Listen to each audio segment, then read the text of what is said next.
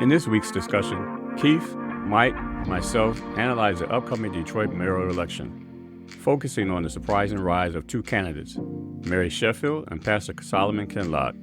Sheffield, who has finished the primaries with 51%, is a seasoned politician with strong ties to local politics, while Kinloch, with 17%, is a non-politician pastor with a large following. The conversation covers the challenges for Kinloch in gaining political and financial support, and Sheffield's political advantages and potential vulnerabilities. The host emphasized issues like voter trust, turnout, and the influence of community demographics on the election. The discussion also delves into broader themes such as the importance of voter participation and the potential for corruption in politics. I'm Thomas Corley with Keith Pickens and Michael Miller. This is the What's Going On podcast. Thank you for listening.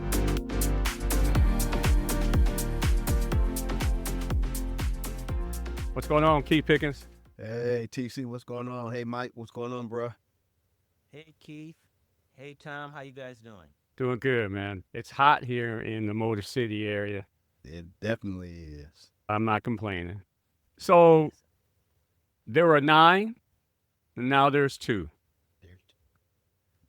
It's down to 2 candidates for November election in the Detroit City mayoral race. You know how Mary Sheffield got where she's at? She was number 1 with 51%.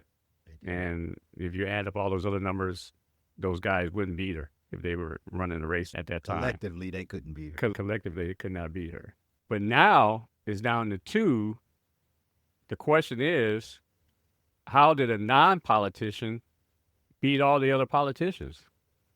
It's a breath of fresh air, so to speak, because it's not that it's unheralded in history, but you have a pastor who has a huge following. We all know Kinloch has several campuses throughout the area. He's preaching the word every Sunday, and in between, the word is the word, and people are following him based on spirituality. If I can't trust you in the church, I'm not going to be able to trust you as a candidate or as a mayor of my city. So I guess I'll flip that. If I can trust you in the church to lead me spiritually, then politically, then I'm inclined to feel the same way, that you're trustworthy and that you're worthy of my vote. That explains why Chief Craig didn't get it. There's no trust. There's no trust. No, you're going to be a flip-flopper. You ran for governor as a Republican. You made it clear about that. And you got into this election for a city that's chocolate city. And probably, I don't have a number out there, but I would think that for the most part, it's a Democratic city. And now you're doubling back saying, let me lead you. And yeah, you're right. Trust is, in terms of Craig, trust is definitely an issue. But not so much for Kinloch. Kinloch is somebody who leads the flock spiritually. And so with that, those 40,000 or so members that he's alleged to have, trust him to do the same politically. So, yeah, but he only won 17% of the vote. But the flock is probably, I'm going to say 75% non-Detroiters. That's huge. Yeah. Right. Yeah. Oh, really? Yeah. Everybody from the suburbs. Yeah. I can't say, even if it's 50%, there's still a lot of the 40,000 who don't live in the city. Then he's not going to be mayor of the city. In the scheme of things, let's look at it realistically. So he has 40,000 members. Right. The city is approximately just over 500,000. Right. Let me give you that number. Okay, so there's 645,000 Detroiters. 518,000 are registered voters. Exactly. 85,000 voted in the primary, which is right, which is a 16 something that ran over as you rounded off to 17%. That was his 17%. He got 17% of the 16% of the overall vote. Right. Yeah. But still, let me share this with you. I was with my dad on Wednesday, and we weren't in the car more than 5 minutes before he said, "I didn't vote for your boy." And he went on to tell me why he didn't vote for him. And I think this is the situation that is going on, is the generational thing. The seniors got out and voted, and young folks did not get out and vote. That's the first thing. The second thing is I'm using my dad as a primary because I'm thinking all seniors are thinking this way, that he can't do the two jobs. He can't be pastor of the church full time and mayor full time. So they want him to make the choice. Now, he's repeatedly said that he's not going to be full-time pastor, and he's not a full-time pastor today.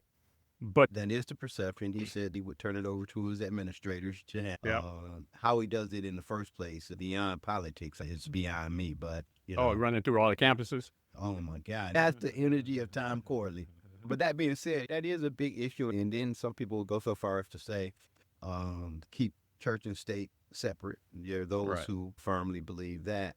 His lack of experience in the political arena, his ties to the money, because we do know that nowadays it takes money to get things done. Sheffield does have a reputation of being supported by billionaires and big business. All right. Whereas old school seniors are probably saying, keep it separate. What you're doing very well, and you're stepping. So either you're going to do the politics well and lead a pastor behind, all right, or vice versa. And so you're right. And his message is, I think initially he may have said that he could do both. He may have intimated that he could do both. He's come back and said that his administrators will be handling it if he becomes mayor. Right. He will be, in fact, a full-time mayor. Again, saying that all the seniors are voted, there are some people who did vote who said, okay, Kinloch gets my vote. Now, what's the demographics of that number? I have no idea, but I'm just going to go on a limb for the low turnout of what it was, which goes back to our whole conversation in previous episodes about civics lessons. Mm-hmm. You have the power to do something. In fact, you got a situation where a mayor who's been around for 12 years is stepping out. I heard a phrase, Gilchrist, Lieutenant Governor of Michigan, gave a little speech, and he did a little analogy about basketball and the power of having the game in your control and an opportunity to dunk on somebody and not dunk on somebody. That doesn't make any sense. Nobody does that. If you're going to go out and have an opportunity to dunk on somebody, you're going to do that. And he kind of said that when you have the power of voting, why not vote? I think that unfortunately that's just the way it has been traditionally. But when you have a mayor who's been in office for 12 years, there's a sense of contentment that things are going in the right direction. That's arguable because they're saying the downtown, the outer area is developing and getting the benefit, but the inner cities are still lagging and still hurting.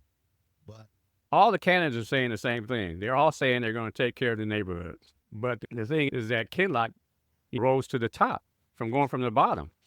He rose to the top past all those guys who were saying the same thing, who have the experience. But he has an example through his ministry to assisting and supporting the least of these, those who are who have little or nothing. And so he can put his money where his mouth is. I mean, it's more than rhetoric, it's more than a speech. He can actually provide evidence that I'm getting out door to door. We're doing God's work, right? Yeah. His message is genuine, where the other messages may or may not be. We know how politicians do. Right. I'm not even going to go there. I paused. I thought about saying something, but I let it go because I know we got Mike started, and the mic is awfully quiet. So I'm going to leave it at the local level. Oh, yeah, local. Keep it local. This is a local episode. But it's been suggested that politicians do lie. How about that? What are you thinking, Mike? I'm going to wait till we get to make me want to holler. That's the low turnout. That's the fact that so the thing is, so now you got two candidates that are going to be running in November. You're thinking Mary's going to run away with it. So what do you think Kinloch has to do to hold her back or chip away at her 51%? And I didn't know that most of his congregation was suburban. Yeah. So it's not a whole lot that he can do. And then the other thing on Mary's side, and I didn't ask, and I'm asking now, is she affiliated with a sorority, AKA or Delta? Anybody I hadn't know? heard. I can't say yay or nay to that. I can't narrate that either. If she is, it's over. Don't make no difference. It's over. Kinloch, you're not gonna beat that. You're not gonna beat that dude. Yeah. Not with a suburban flock. Yeah. So, from my perspective, it was a low turnout. I'm gonna poke a hole in your balloon. Kamala has sorority connection. Yeah, but there was big hatred going on there. There was something else going on there. We're going to keep it local, remember? Right. Don't get me started. Yeah, you poking a hole in the balloon. You don't poke the bear. Don't get me started. But keep But it I mean, local. to that point, though, in terms of whether or not she's a member of a sorority, and it's a good chance that she is, Mike. Which one, I can't say, but it's a good Right. chance that she is. I think that everything else she has going for her in terms of having been the youngest council person in Detroit, being such a young woman at 36 years old. Her dad, Horace, a good, bad, or indifferent, he has a background in the ministry and a huge following. Her pedigree is such that, this isn't new to her. And when you talk about the common name, that's another thing we know about politics. A lot of times you go into the voting booth, you might not know the person, but if it says John Smith, you like that name before. Sure. And John sure. Smith booth. Sheffield is a name that's known. Sheffield has a history in politics. Unfortunately, she's going to get a neophyte, somebody who, although he has a very powerful ministry, he doesn't have a political background. I think it's good that he got into the race. He showed up and was competitive for whatever it's worth, 51% to 17% of a low turnout. I think, to Mike's point, it's going to be very difficult for him to overcome a lot of the obstacles. When you look at Duggan, she's connected to Duggan in a way that he's not. She's got some of the same contacts of being connected that Duggan has. And people are fearful because there's a lot of things happening in the city, obviously.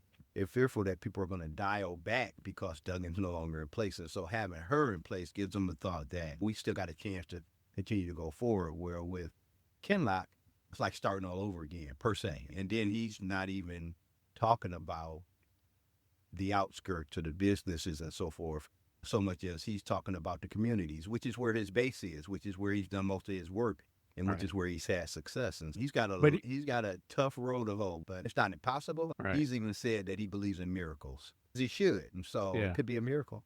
Yeah. He's often said partnering with businesses and philanthropy to forward. He's not that type. He's not Yeah. When you look at his base and where his strengths lie, he's got to make the connections in terms of business. Yes. Being in politics, that's something that goes hand in hand. Good, bad, or indifferent. We know the businesses are running all intents and purposes. If you got the businesses laying out the cash and saying, I need this and I want that, one hand feeds the other. And right now, Kinloch didn't have enough power to really feed the businesses the way they would anticipate or want him to. But that's just me. That's my opinion. I'm going to do one of the poke the bear. Poke the bear. Poke the bear. All right. Yeah. She's very young.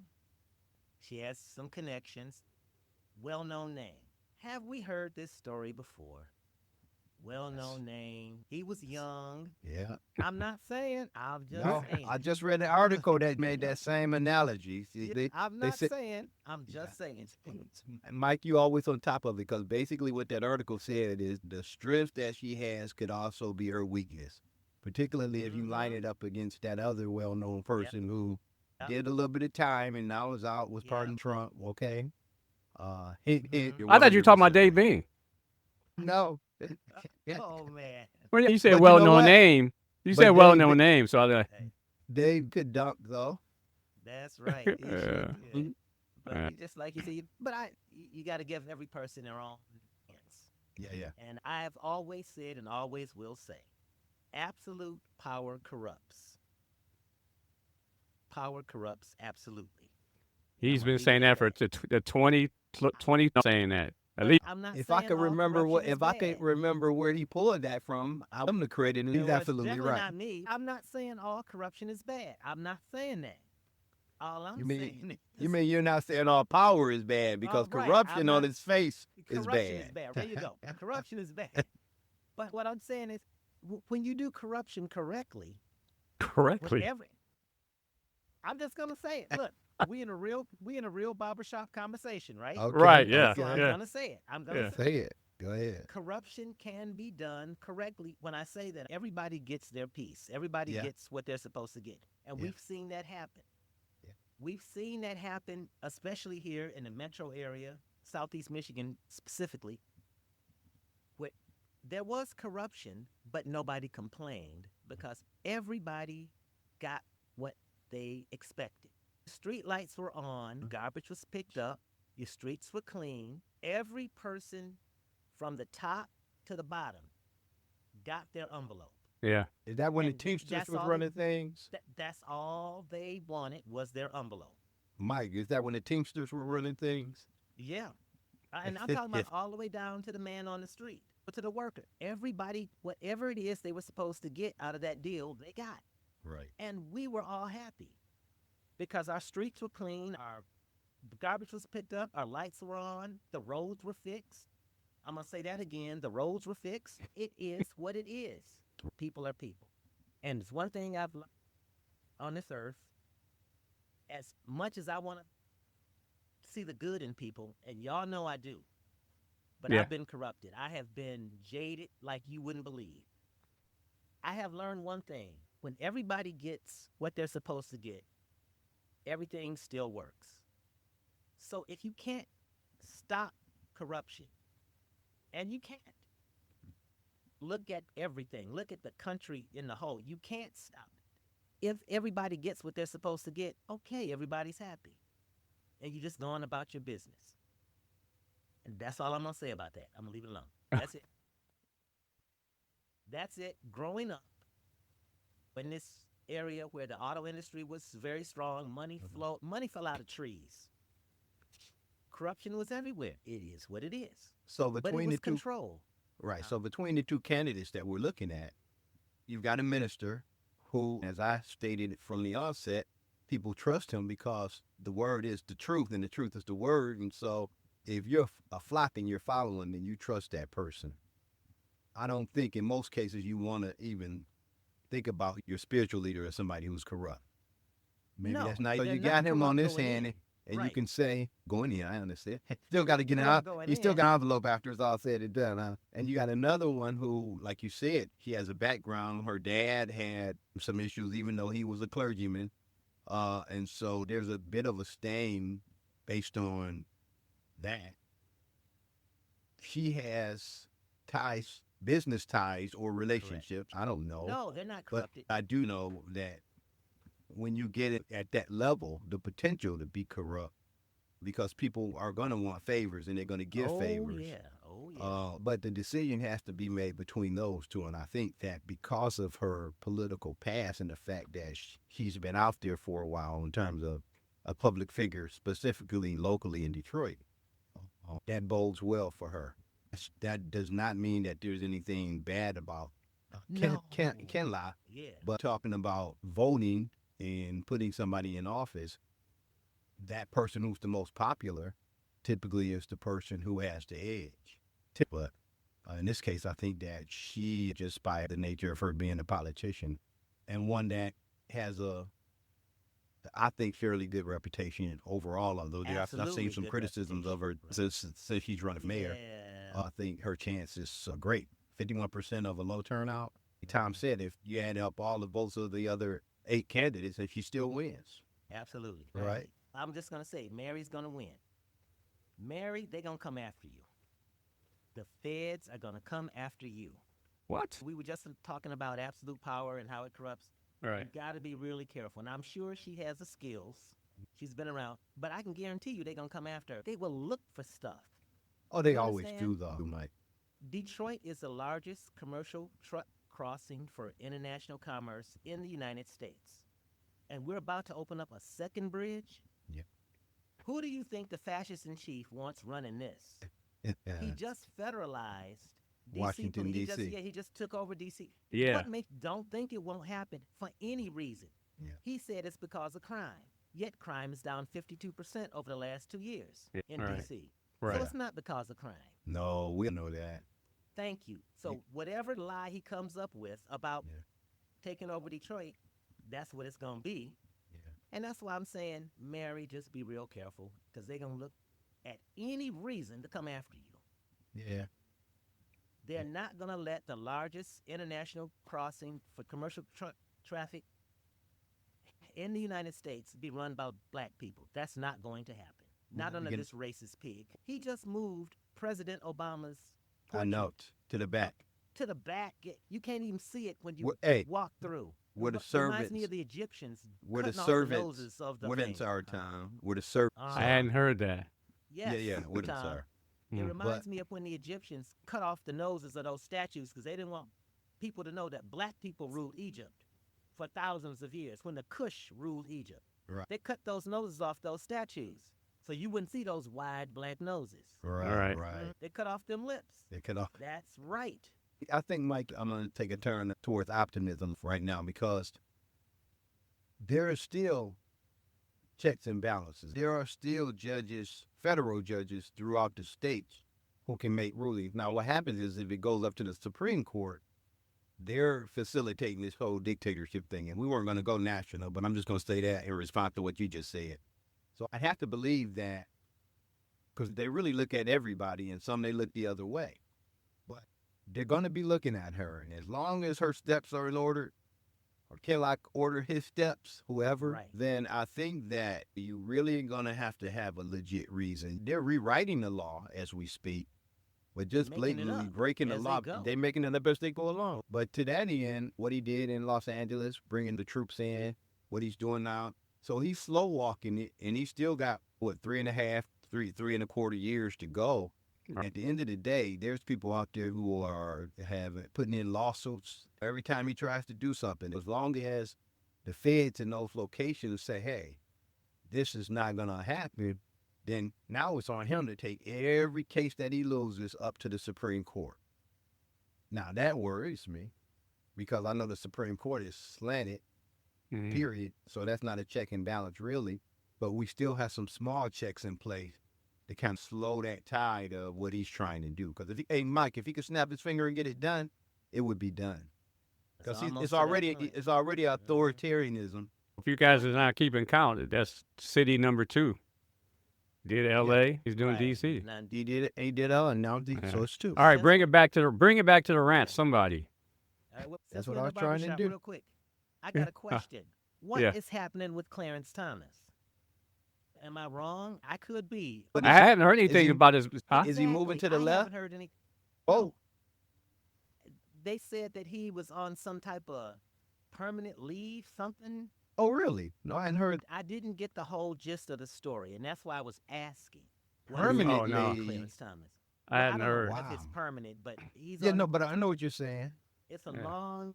I have to do some more research into what was going on there, but something about.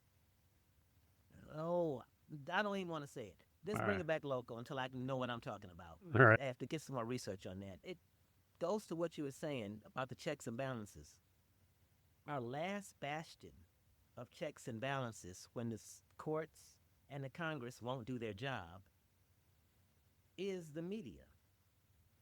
The media seems more and more complicit to not report on certain things or just do a blurb about it and keep on going. That's more than concerning when you got the media in your pocket also. I don't want to go into what I was reading earlier, but this show does look like 1939 all over again, just before the start of World War II. Yeah, it will. Sure does. But I'm going to leave it What- alone. We're coming back local. Okay. Well, I'm that was done. a good play. The playbook is whoever put that playbook together, they knew what they were doing, Yep. and they're putting it in effect. It's like a coach going into a game against a team with a plan. You've done all your homework.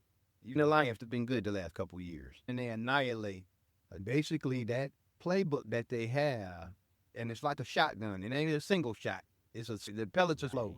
The news media can only report so many things. Right now they're focusing on what they're doing in D.C. They're still focusing on Epstein. So there are a couple of things they're going to focus on. I probably should watch Fox just to get the other side. I watch MSNBC or CNN, which is more liberal leaning, and they do as best a job they can in terms of disseminating news to hold some accountability. But you've had people lose their job because he's even controlling, like you said, Mike, he's even controlling the media now because he's got them fearful. The media giants, the people who own the publications, he's basically Exactly. telling them what they can and cannot report. Exactly. Was that Murdoch who broke the Yeah. Epstein? He did it from the Wall Street Journal and not from the Fox channel. But the media outlet. Yeah, but speaking of media outlets, the shouting from the mountaintop is coming from podcasters like Joe Rogan. All those guys are the podcasters who are not mainstream media. Right. Not to say that we're at that level, but we're making noises about stuff. There's people listening to what we have to say. on a smaller scale. Yeah. And I think that's the direction that people are going to start getting the information from. And whether it come from it's going to be a silo. Yeah. People are going to start hearing these things more or less from streaming services or podcasting. Yeah. But let me go back to Kinloch's strategy. If we were on this campaign, team, what do you think would be the solution for them to chip away at Mary's lead? I think the only thing that they Let me just say this: common sense things. I'm giving the only to me do one. Continue to stump. Get out there, get your message out, talk to people, let them know what you're gonna do, what your plans are. Let them know what you're about, because 40,000 people in a city of over 600,000 is not a lot. And then most of those people, or a lot of those people, are suburban. You got to get your message out. You got to put the ads out. But here's, you got to do what they did to you. It's unfortunate, but it's called politics. So they came up with the story when he was a 19-year-old young man. And we all know that's a no-no. You don't do that. The service would do that. But whatever skeleton she has is unfortunate. Politics is a dirty game. Only way to bring her down a notch is try to chop her knees off, right? That's probably not the game he play. Stumping door to door and doing TV ads are only going to get you so far. What he said, in a sense, which is backhanded slap, is that she's been there in the seat for 10 or 12 years, and the things that have gone on in those 10 or 12 years have not been productive for the citizens of Detroit. I wouldn't agree with that. They say her problem is this. She signed off on everything that Duggan was doing. Yeah, they were saying rubber stamping. To the city of Detroit, rubber stamp. But it's positive rubber stamp because it's gotten things done. Yeah. But they say her biggest problem is she spends more time on social media and she's not accountable. She doesn't show up. And meetings are important, right? Can you be a candidate that's a leader, but you ignore the system? We got a meeting. We need to discuss this. We need to get things done. Right. And you're not there. So roll call. How can you get back to running the city full time? How can you run a city part time if you're not going to show up? That matter. But I think he's really going to be hard pressed. He may have to, and I don't think he'll do this because he's a pastor, going after her dad by association, and people have already started to try to do that. You know what? That will be the case probably, Keith, be the surrogates. It's not going to be him directly. Won't be him directly. It'll be the surrogates. It would have to be the surrogates, right? They'll be looking at him like, what? Pastor? You're right. Playing dirty? You're right, right. They got a politics? Yeah. He's got a time. He has a steep mountain, not even a hill to climb. Yeah. Okay. I don't disagree with that. Yeah. But I think the miracle can happen, but I just think action needs to take place, such as, you say, boots on the ground. But he's got to talk to... As long as they don't have them little fans down. Or maybe they do need the fans. He get some votes. Put his name in instead of T-shirts. I rock Kinloch. Now they need the fans to say, I rock with... Right. Yeah. Club. Yeah. Get some votes. Get some votes. Right. Yeah. Give them fans. Now, Kinloch, that's all. I don't know if this had anything to do with because they say Mary was everywhere. That's one of the things. They said she was everywhere. So the Avenue of Fashion had their annual gathering or festival or whatever it was. Yeah. I saw Mary. She was out there. Kinloch. I saw the First Lady, Robin. Yeah. Did I see her son? I don't remember if I saw her son, but I did see her. She was up and down the blocks of Illinois. But again, going back to what Kinloch needs to do, I don't know what he was doing that day, but he needs to be everywhere, just like Mary is. Yeah, he needs to and he needs to get his message out and communicate that to people who are going to go to the polls. Yeah. How do you say not waste your time on those who don't plan to vote because they're indifferent? Or apathetic?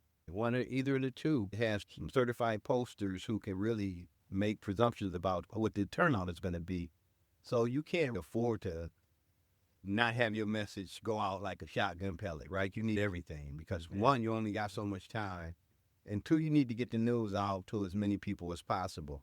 One of the things you can play on, he's not an old man, he's a young man by my standard, but compared to her, he's got some years and experience. Right. So you can poke a hole at that. She's 36 years old, man.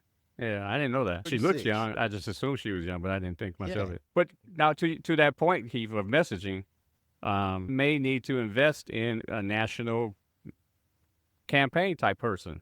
People in the city of Detroit are very particular about campaigns and who's Yeah. running them. If they want everybody to be local, but at least Yes. behind the scenes, Yes. they need to have somebody at that caliber who knows how to do this. To get Right. somebody, whoever Obama had, to go from being faceless and unknown. Everything costs money. He's raised half again of what she's raised. He's Right, got a that's where I was tenth going. of what she has. Well, I think that's going to change now because he's come from the bottom to number 2. You just don't do that. Size. But I But the money- they're going to give to her. Money can come from the faceless. Money can come from Yeah. out of state. Yeah. But you only have until when? This 90 election days is or whatever. November? Yeah. Yeah. Oh yeah. If she's already got such a commanding lead money wise, Yeah. he doesn't have enough time. Well, he don't to have make he the- don't have time to Right. sleep, and he's got to be he needed to talk to the other candidates who lost out. Can I get your support? Correct. Yeah. And if now that part, if he can get their support, Yeah. he's got a chance because they did pull some votes, right? Yeah. A portion of those votes, he's still got a chance, and so it's not. That's what he it's should have been doing the next morning. But leave James Craig out of it. Don't get his vote. Oh my Go God. He had to- about don't, five- don't have a meeting with him. No, Hey, Mike. No. Mike, when they asked him what he had about $5 on hand, he could get a bag of chips with that. No, but that's one way of doing it, trying to go after those individuals that lost to her and Yeah. seeing if he can get their support. Right. Certainly, that's when her. And again, like I said, basically, when you look at these businesses and the monies that they can bring in, they want somebody that's going to be favorable. Back to the corruption Exactly. part that Mike spoke about. So who do you get in bed with now? So if you go against Mary and she wins, you piss her off. If you go against Kinloch and he wins, maybe he's pissed off and you don't get everything that you want. And so basically what they do is they start to spread the funds and both ways is upset. Right. But you're right. He'll have more money to work with. And Yeah. hopefully, I don't know how much these ads cost, man, but when they're during the presidential election, they were talking about a few minutes here, a few minutes there was causing hundreds, thousands of dollars. It's just Correct. preposterous what they can charge. I don't know if they could do that on a local basis, but you got to have a war chest. Yeah. you Right do. now, she's got a huge war chest, and when you go to church and you look in your pocket and, you want a tithe, but really all you can give is $5. Them $5 donation, either I'm donating to church or I'm donating to your campaign. They only go so far. How many people did you say voted in this election? 85,000 About 85,000. in the 5,000. primaries. Yeah. In the primaries, okay. Yeah. And then when the autocrat and chief won, 20,000 Detroiters voted for him. 20,000 people in the city of Detroit voted for the autocrat and chief. All right. So that tells me that they are voters. Yeah. So I'm not saying that all 20,000 voted in this primary, assuming that they did. That tells you Mhm. of that 85,000, of 20,000 of them weren't that bright. What does that tell you? The other part is that people tend to take primaries for granted. Yeah. That number should go up. You're right. But nevertheless, very true, Keith. if it's a true indicator, then Kinloch has to be concerned because, 51%, 17%, what's that? There's a difference of 34%.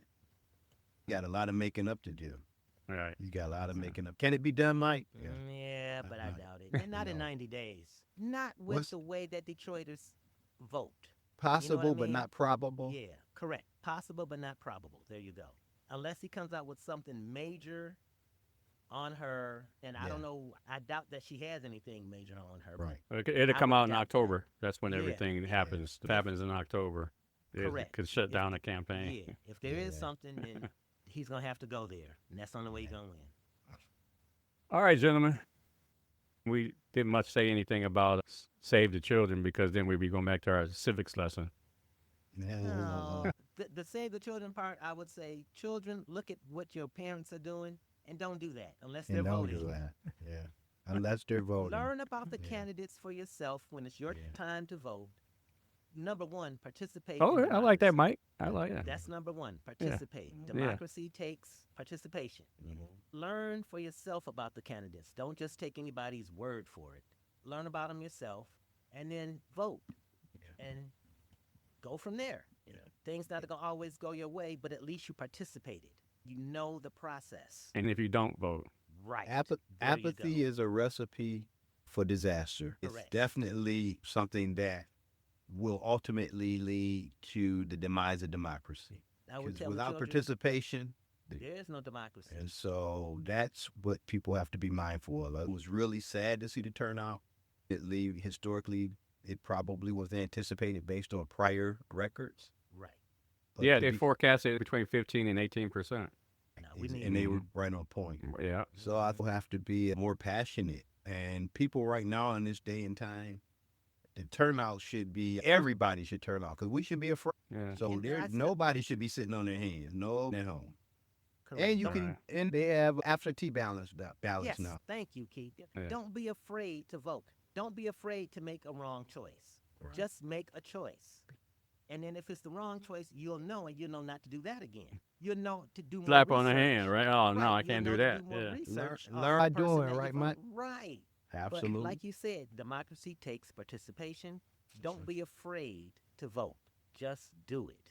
Just go on and do it. Vote for who you think is going to be the best person who aligns himself more with what you think you like to see. And sometimes neither candidate is going to be what you want. Might say just do it again. That might get us a Nike sponsorship. Right. When neither candidate is your candidate, go for the least amount of damage. Yes. If you don't like either one, who do you hate worse? Then don't vote for that person. Don't vote for that the other. person. Right. But vote. But vote. You have to vote. There you go. To learn more about today's topics, please become a subscriber, text us, or become a supporter. Go to the show description. Be sure to hit the follow button to receive a notification when we upload a new episode. That's all the time we've got this week. Thanks for listening. We'll be back next week with the What's Going On podcast. Knocked it out the park. Wow, that's cool. Yeah, all right, I gotta practice it. I'm ready. Did good.